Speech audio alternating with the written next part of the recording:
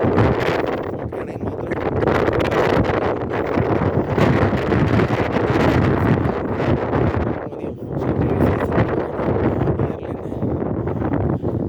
Minimum 20-30 times എങ്കിലും കയറുന്നുണ്ടാവും ഓരോ സ്റ്റെപ്പും ഇതേപോലെ.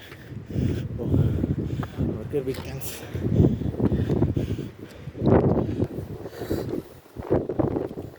കഴിഞ്ഞ ദിവസം വന്ന ട്രക്കിംഗ് ടീമിന് ഫസ്റ്റ് ട്രിപ്പ് വരെ വരാൻ പറ്റുള്ളൂ. അപ്പോൾ അതിൻ്റെ ഇടയ്ക്ക് ആന ഇറങ്ങി. ഈ താഴെ നമ്മൾ വന്ന എവിടെയോ ആന ഇറങ്ങിയിരുന്നു. അത് കാരണം പൊട്ടിച്ച് ആന ഇറങ്ങിയിരുന്നു താഴെ വന്ന സ്പോട്ടിലവിടെ. അപ്പോൾ ആനേനെ പടക്കമൊക്കെ പൊട്ടിച്ച് നിർത്തിയിട്ടാണ്. എന്നിട്ടും അവർക്ക് ടോപ്പിലൊന്നും എത്താൻ പറ്റിയില്ല.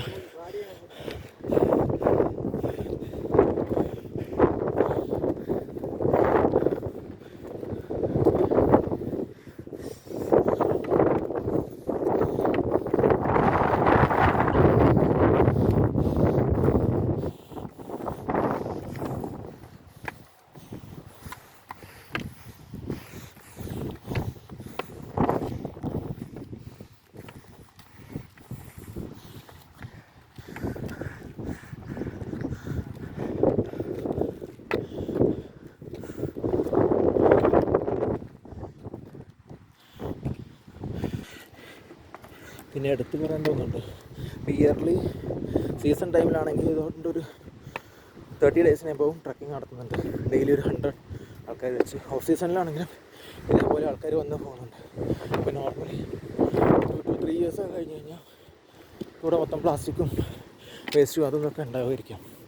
ഉണ്ടാവുമായിരിക്കുന്നില്ല, ഉണ്ടാവും. മിക്ക ടൂറിസ്റ്റ് സ്പോട്ടുകളുടെ പ്രശ്നമായിരിക്കും. പക്ഷേ അവിടുത്തെ സ്റ്റാഫ് ഇത്രയും റെസ്പോൺസിബിളായിട്ട് അവരുടെ ഡ്യൂട്ടി ചെയ്യുന്നുണ്ട്. ഫോറസ്റ്റ് ഡിപ്പാർട്ട്മെൻറ്റാണെങ്കിലും വേസ്റ്റ് അവിടെ ഇടാതിരിക്കാനും അതുപോലെ പ്ലാസ്റ്റിക്കൊക്കെ മാക്സിമം അവോയ്ഡ് ചെയ്യാൻ. പ്ലാസ്റ്റിക് കൊണ്ടുവരാണെങ്കിൽ പ്ലാസ്റ്റിക് ആയിട്ട്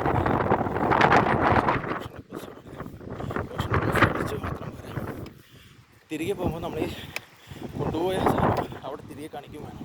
അത് കാണിച്ചില്ലെങ്കിൽ അവരവിടെ ഫൈൻ ഈടാക്കും. അപ്പോൾ മാക്സിമം വരുന്ന എല്ലാവരെയും കൊണ്ടും പ്ലാസ്റ്റിക് ഒന്നും എവിടെയും ഇടാതിരിക്കാൻ വേണ്ടിയിട്ട് ട്രൈ ചെയ്യുന്നുണ്ടല്ല, അതിനെ അവർ നടപ്പാക്കുന്നുണ്ട്. അതിന് വലിയൊരു സല്യൂട്ട്. അതുമാത്രമല്ല, വരുന്ന ടൂറിസ്റ്റുകളെയും പറയണം. ടൂറിസ്റ്റും അവരവരുടെ കാര്യങ്ങൾ ക്രിസ്ത്യനായിട്ടുള്ള എത്ര പേര് നേച്ചർ എൻവയോൺമെൻറ്റിനെ അത്രയും ക്രിസ്ത്യനായിട്ട് തന്നെ അവർ കെയർ ചെയ്യുന്നുണ്ട്.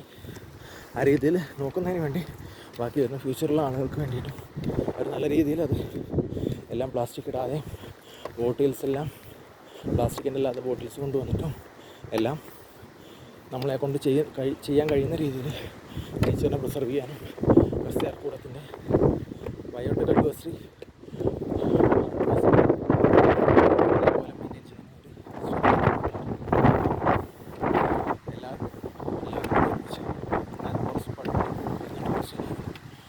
ചെയ്യുന്നതുകൊണ്ട് മാത്രമാണ് അതിങ്ങനെ നിൽക്കുന്നത്.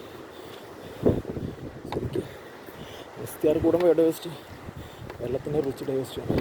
യുനെസ്കോൻ്റെ സ്പോട്ടിലൊക്കെ വന്ന് യുനെസ്കോൻ്റെ ലിസ്റ്റിലൊക്കെ പൈതൃക പട്ടികയിലൊക്കെ ഇടാൻ പറ്റും.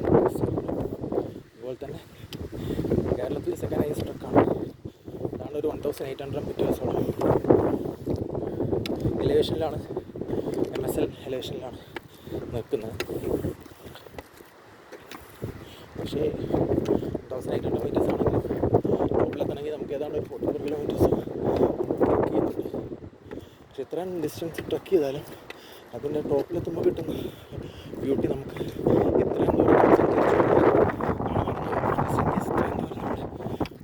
ടാസ്ക് എടുത്ത് വന്നു എന്നുള്ള കാര്യം നമ്മൾ പറഞ്ഞു. അത്രയും ബ്യൂട്ടിഫുള്ളാണ് ഇവിടെ നിന്ന് കാണുമ്പോൾ. പക്ഷെ മുകളിലൂടെ അല്ലെങ്കിൽ ക്യാമറയിലൂടെയോ ഡിസ്ക്രൈബ് ചെയ്യുമ്പോൾ അതിൻ്റെ